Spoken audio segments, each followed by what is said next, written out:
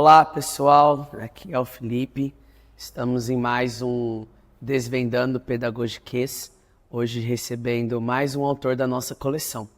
É sempre um privilégio para a gente, Jonatas, receber quem está nos bastidores e conhecer um pouquinho mais de quem está por trás da produção, da escrita do nosso material. Mas conta para quem está ouvindo a gente quem é você, onde você trabalha, qual é a sua formação, sua área de atuação. Maravilha, Felipe. Meu nome é Jonatas, então, trabalho com educação esse mês de agosto, agora completo 16 anos. Minha área é geografia, mas não comecei lecionando geografia. Inclusive, eu comecei lecionando ao mesmo tempo em que adentrei a faculdade, porque eu comecei lecionando inglês para Fundi 1, né? Como professor substituto ali, né? Mas aquilo foi essencial, assim, já para me mostrar, né, o mundo da educação de fato, né? Ter aquela experiência em sala de aula. E foi uma experiência muito boa. Me formei ali na UFRJ. Envolve a área de urbanização, né? Bom, hoje eu leciono em 4 instituições. Hoje eu sou carioca, mas moro há 9 anos em Blumenau. Também agora, né, Deus, através da Alicerces, me deu essa oportunidade aí do projeto Alicerces, né? Deu a oportunidade também de escrever material e agora esse ano também em outra editora também, né? Então Deus tem dado essa oportunidade que sinceramente nunca imaginei que, né, teria essa honra, e é realmente uma honra, né?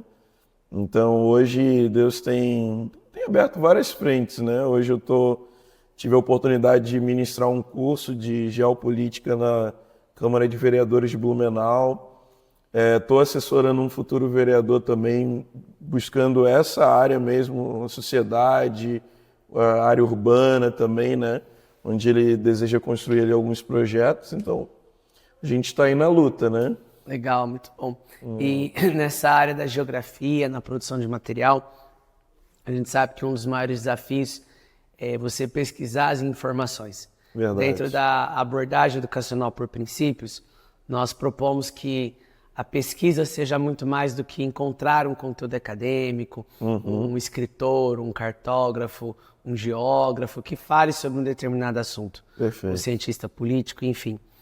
Nós sabemos que uma pesquisa 4 passos, ela tem também uma fundamentação bíblica. Então, de que forma você acredita que a pesquisa 4 passos colabora para a sua prática como professor ou como pesquisador da geografia?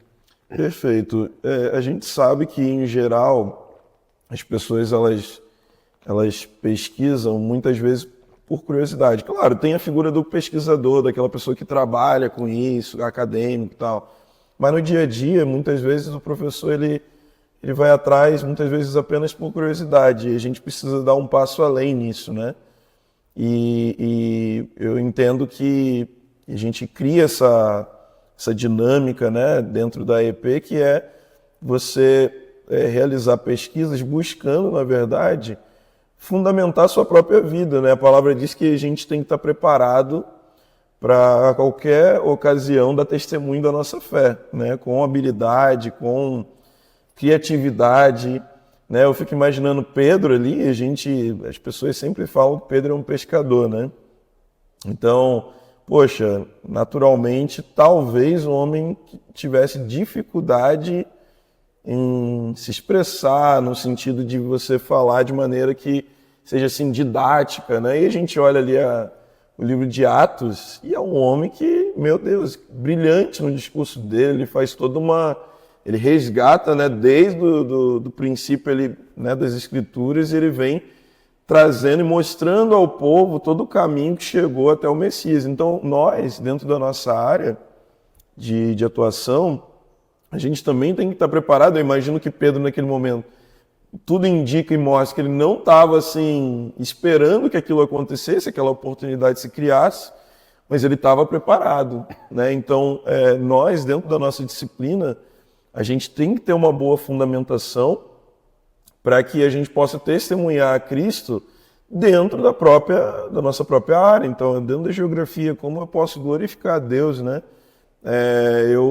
Em algum momento, talvez eu seja convidado a falar, alguém me pergunte, né? E os nossos próprios alunos, né, que estão ali diante de nós, eles estão aguardando, eles precisam, querem, né, receber as novidades. Né, a gente sabe que o aluno chega muitas vezes dizendo, olha, eu li isso na revista tal, eu vi isso lá na internet, naquele site. E à medida que a gente, então, a gente utiliza também a nossa curiosidade, mas a gente precisa entender que tudo que a gente sabe precisa ter a fundamentação dentro da palavra de Deus, né? Puxando agora para a geografia, né? Falando de clima, né? Onde que eu vou encontrar a questão climática na palavra de Deus? Meu Deus, se eu olho hoje para o Apocalipse ali, está recheado, né? Onde que eu fundamento a geopolítica? A Bíblia é geopolítica pura, o tempo todo ela está falando sobre isso, né? Então existe ali uma oportunidade muito grande da gente verdadeiramente estar bem alicerçado, né? E poder dizer com autonomia, com tranquilidade, né? Onde que Deus está falando através daquelas experiências. E claro, conectando sempre com o nosso dia a dia, né? As minhas aulas, Felipe, costumam ser muito contextualizadas, né? Eu gosto muito de trazer aquilo que está acontecendo naquela semana. Eu já começo a aula perguntando, e aí, o que vocês viram aí de novidade nessa semana? Então, eu vou usar aqueles fatos e trazendo debaixo de uma ótica, de uma cosmovisão bíblica, né? E mostrando para eles como Deus está atuando na Terra, né? E como também está ocorrendo uma agenda para o cumprimento, né, da palavra de Deus nos nossos dias. Perfeito. E na medida em que a gente pesquisa, a nossa mente vai sendo renovada, né? Verdade. E a gente passa a, como você disse, olhar para a Bíblia e encontrar desde a geopolítica, climatologia, oceanografia. Tudo está lá, tudo está lá. E tudo porque o conhecimento é dele, né? É e ele, verdade. como dono do conhecimento, ele revela quem ele quer. É verdade. Só que nós seríamos muito egoístas se nós guardássemos todo esse conhecimento revelado por ele. Verdade. Só pra gente, né? Mais que você ensine seus alunos, a sua comunidade. E ao escrever o material, a gente tem a possibilidade de mostrar isso para outras pessoas. De que forma essas pesquisas te ajudaram a construir um material didático para a disciplina de geografia na alicerces de ensino? Olha, foi uma experiência muito bacana, porque tivemos assim uma grande liberdade, né, e sempre pensando, claro, em equipar nossos colegas aí profissionais e a nós mesmos, porque é óbvio, né, no momento que eu estou ali escrevendo, eu estou trazendo da minha vivência, eu estou trazendo das minhas reflexões, né, e querendo ou não, foi um pouquinho também de exegese bíblica, né, no momento em que a gente está ali fazendo essa reflexão. E aí eu te digo, Felipe, que foi assim uma experiência fantástica, porque não é algo de outro planeta. Quando eu vou falar ali da criação das estrelas, eu vou na geografia, né, eu vou falar de como tudo se formou, como tudo se fez, né, e não é algo assim difícil, relativamente um esforço muito grande, você colocar isso de maneira que fique nítido para esse aluno que, olha, Deus ele tem o controle mesmo, ele tem o pleno poder, né? Ele é o alfa e ômega, ele conhece toda a história, né? E mostrando também que esse é um exercício que todos nós, como educadores cristãos, precisamos desenvolver. Eu preciso desenvolver isso, eu preciso ter como uma meta na minha vida trazer para a minha sala de aula essa cosmovisão bíblica. Eu não posso aceitar, né, a palavra diz, né, não devemos nos conformar com esse século, né? Então, enquanto a sociedade está caminhando cada vez mais, trazendo um movimento humanístico, que se fosse até basicamente humano no ponto de vista, né, no caráter de preciso cuidar do ser humano, mas a gente sabe que ele é helenístico, né? Muito do que aconteceu na época de Jesus está acontecendo agora também, né? que é justamente a valorização não simplesmente do ser humano, mas da vontade, do querer do ser humano, que a gente sabe, né, a gente chama, a gente entende que é a vontade da carne, né? Então, não, tá tudo bem, você pode ser assim, viver assim, tá tudo bem. Então, na verdade, enquanto a sociedade caminha nessa direção, nós caminhamos na direção de apontar como um farol mesmo, né, sendo luz do mundo, que olha, cuidado, você está caminhando aí para o teu barco aí vai bater ali num rochedo, né, que não é a rocha eterna, né, infelizmente, né, mas é um rochedo ali que, como o famoso iceberg ali do Titanic, né, as pessoas elas estão vivendo na sociedade hoje como brindando, né, e celebrando e se enchendo de entretenimento, né, mas a gente sabe que ali no caminho pode ter algo que vai levar à perdição, né, que Com certeza. E dentro dessa importância, então, de conhecer a verdade para procurar não se estrupiar no rochedo, mas construir a nossa casa sobre a rocha e manter esse conhecimento para as próximas gerações. Caminhando para o final, eu gostaria que você desse um conselho, então, para os nossos professores que estão nos seguindo de como produzir, então, materiais, como produzir videoaulas, como produzir conteúdo digital, mas sem perder a profundidade bíblica. Perfeito. Eu acredito que, em primeiro lugar, a gente deve se colocar ali naquele banquinho ali, naquela cadeirinha onde está o nosso aluno, e pensar como ele buscar, né? Pensar como ele pensa ao chegar na nossa aula, né? No dia a dia. Então eu, como aluno, como eu gostaria, como eu imagino, né, que seria essa aula de forma clara, simples, né? Mas ao mesmo tempo criativa, né? Ao mesmo tempo bem embasada, né? E principalmente entender que essa geração que está diante de nós não é a minha geração, né? Não é no sentido de que eles hoje têm todo vivemos uma sociedade totalmente diferente da qual que eu fui formado, né? Então, me sentar ali, né? Eu fazer essa reflexão, olha, eu estou sentado ali naquela cadeira e preciso observar o Jonatas dando aula, né? Primeiro, como eu vou chamar a atenção desse aluno? Como eu vou cativá-lo, né? Então, eu acredito que, em primeiro lugar, pedir, né, a Deus. Quando eu for montar uma aula, eu peço sabedoria ao Senhor, né? Senhor, me enche de discernimento aqui, né? De maneira que aquilo que eu falar seja nítido, seja claro e consiga cativar a mente desse aluno, né? O coração desse aluno.